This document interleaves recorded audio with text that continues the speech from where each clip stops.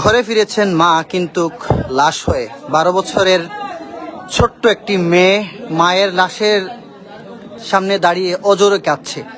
এটা কোনো স্বাভাবিক মৃত্যু নয় যে মনকে সান্ত্বনা দেয়া যায়।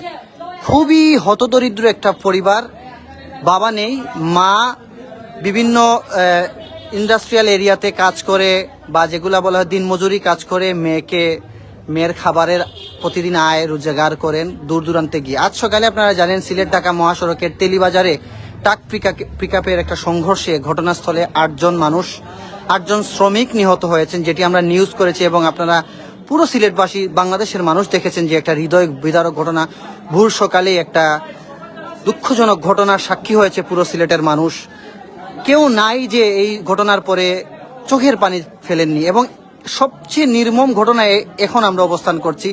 আপনারা পিছনে দেখতে পাচ্ছেন অসংখ্য মানুষ, এখানে একজন মহিলার লাশ রাখা আছে। আমরা রেস্ট্রিকশন এবং ধর্মের বিষয়ে অনুগত্য, আমরা এই বিষয়ে মহিলার লাশ আমরা দেখাতে পারবো না, লাশও দেখাতে পারবো না, একটা পর্দার বিষয় আছে। এখানে আমরা দেখতে পাচ্ছি যে একটা সুখের ছায়া নেমে এসেছে খাসদবির এলাকায়। যদি বলি, এই মহিলা হচ্ছেন সুনামগঞ্জের ধর্মপ্রসার একজন মহিলা, এবং তিনি জীবনের তাগিদে শহরের খাসদবির এলাকায় আমাদের সিলেটের একজন সুনামধন্য বিএনপি নেতাকর্মী এবং একজন অনেক প্রবীণ ব্যবসায়ী হুমায়ুন আহমদ মাসুক, যিনি তার বাসার পাশেই একটা কলোনিতে থাকেন, এবং উনি আমাকে কিছুক্ষণ আগে ফোন দিয়েছেন যে এই ঘটনার, এবং আমি জানি আজকের ঘটনা। তবে এই মহিলা যে এই বাসায় থাকেন আমরা জানি না, কলোনিতে থাকেন, ওনার মেয়ে অজুরে কাঁদছেন।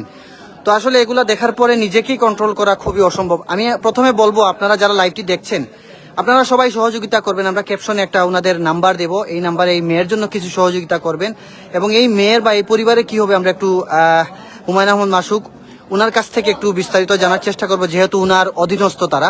তো আজকের এই ঘটনা আসলে দেখেছেন আপনারা বা আপনার এলাকার, একটু যদি বলতেন। আসলে ঘটনা তো জানেনি, হৃদয় বিদারক, সবাইকেই মরতে হবে, কিন্তু কিছু মৃত্যু হৃদয় ছুঁয়ে। যে মহিলাটি আজকে হৃদয় বিদারক যে ঘটনাটি সকালে ঘটেছে, মহিলাটির মূল পরিচয় হচ্ছে উনি একজন ঢালাই শ্রমিক। উনার 2 বাচ্চা রয়েছে, একজন ছেলে একজন মেয়ে।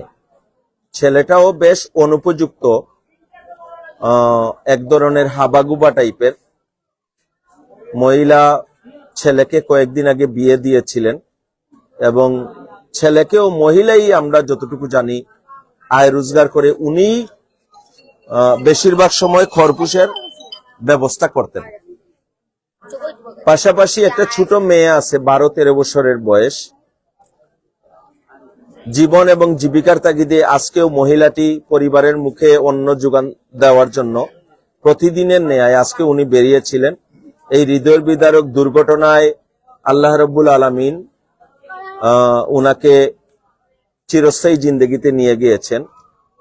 আর যদিও এই মহিলাটি আমাদের খাসদবির এলাকায় ভাড়া দিয়ে থাকেন, এরপরেও বরাবরের মতোই বাংলাদেশে আপনারা দেখেন যে এলাকায় থাকুক, স্থায়ী হোক বা ভাড়া দিয়ে হোক, এই সমস্ত বিষয়ে আমরা একে অন্যের পাশে ঝাঁপিয়ে পড়ি। আজকেও পুরো খাসদবির এলাকাবাসী এই পরিবারের পাশে, আমাদের এলাকার মা বোনরা সহ দাঁড়িয়েছেন। সারা দিন ব্যাপী আমি দেখেছি এলাকার মা বোনরা সহ আমাদের পরিবারের লোকজনরা সহ এই মেয়েকে সান্ত্বনা দিচ্ছেন। পাশাপাশি উনার আত্মীয় নিকটজন ওরাও এসেছেন। এই মুহূর্তে আপনারা দেখতেই পাচ্ছেন এখানে শত শত মানুষের ভিড়, সবাই সুখে কাতর, শোকাহত সবাই।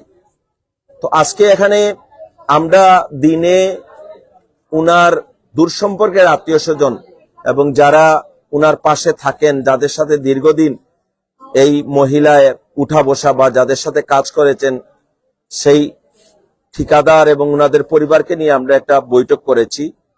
এখানে আমি ব্যক্তিগতভাবে ঘোষণা দিয়েছি যে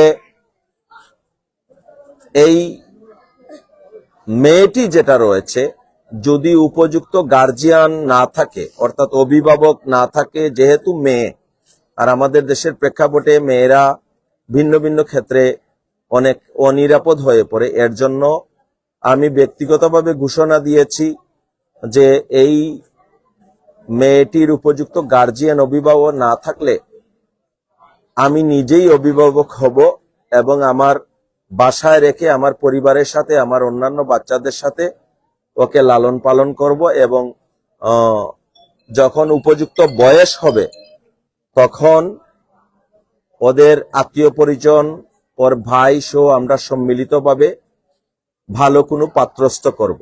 অর্থাৎ এই মুহূর্তে যে কয়টা বছর ওকে ভরণ পোষণ করা লাগে এই সম্পূর্ণ দায় দায়িত্ব আমি নিজে নিয়ে নেব। পাশাপাশি গরিব যেহেতু দাফন কাফনের একটা বিষয় রয়েছে, তারপরে কবরস্থ করার একটা বিষয় রয়েছে। আজকে এই সব কিছুই আমরা এখানে দিন থেকেই ঘোষণা দিয়েছিলাম যে যেখানে যেটা লাগবে ওর ছেলেকে বলেছিলাম যে সেটা আমি বা আমার পরিবার থেকে করব। আমরা ইনশাল্লাহ, আপনারা সবাই দোয়া করবেন, আমরা পরিবারের পক্ষ থেকে এটা আমার ব্যক্তিগত পক্ষ থেকে আমি পালন করছি এবং অন্যান্য যেখানেই লাগে আমরা করব। পাশাপাশি একটু আগে সিলেটের একজন সাংবাদিক হিসাবে আমাদের নোমানি যেটা বলেছেন যে আরো কারো দেশে বিদেশে যারা রয়েছেন এই পরিবারকে যদি কোনো ধরনের সহযোগিতা করার ইচ্ছা থাকে, ওর ভাই রয়েছে বা আরো আত্মীয় পরিজন রয়েছেন, এখানে গার্জেন হিসেবে আরো একজন রয়েছেন, এখানে আমাদের ঢালাই সর্দাররা রয়েছেন, আমাদের ঠিকাদাররা রয়েছেন, আপনারা ওনাদের সাথে যোগাযোগ করে যদি কোনো সাহায্য করার কেউ থাকে আপনারা করবেন। এবং সবার কাছে অনুরোধ থাকবে এই শোকাহত পরিবারের পাশে আপনারা সবাই থাকবেন এবং আপনাদের দোয়া রাখবেন।